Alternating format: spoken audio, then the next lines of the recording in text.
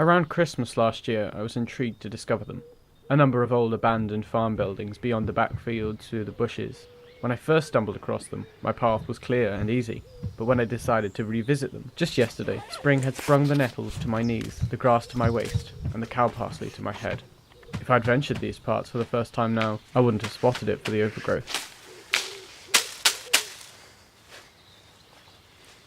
It's rather mysterious, hidden away like that.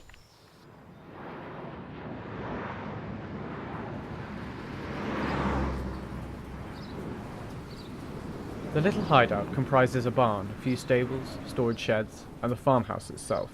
On the most part, the place is decrepit and empty, having suffered the work of vandals. Doorways were shielded by bushes and nettles. Again, nature was hiding the place's secrets. The farm buildings have clearly not been functional for many years, although there were the distinct signs of life. The reek of new silage and fresh tread marks in the dirt. It's fair to say that the atmosphere is a little eerie. The greenness of the grass hit smack bang by the greyness of decay. The main farmhouse is the very definition of a spooky, abandoned house of the past, the shattered panes allowing a glimpse of the inside, a reflection of an older time, a moment frozen in time, a moment frozen in the darkness of a not-so-distant past. Maybe even more so for its decrepit state, the whole place has a strange attraction and appeal. My immediate thought was that it would make a perfect little village for a period piece film, if it weren't for the necessity of basic health and safety.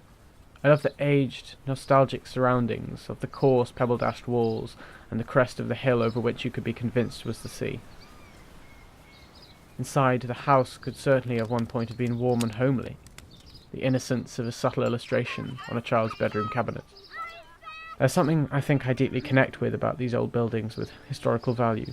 Maybe it's the mysterious allure of the much-acclaimed good old days, or reliving the stories of the history books, the films, and video games. But I think for me, it shows what there is to find on the back streets and backfields. Something just around the corner, though away from the more trodden paths.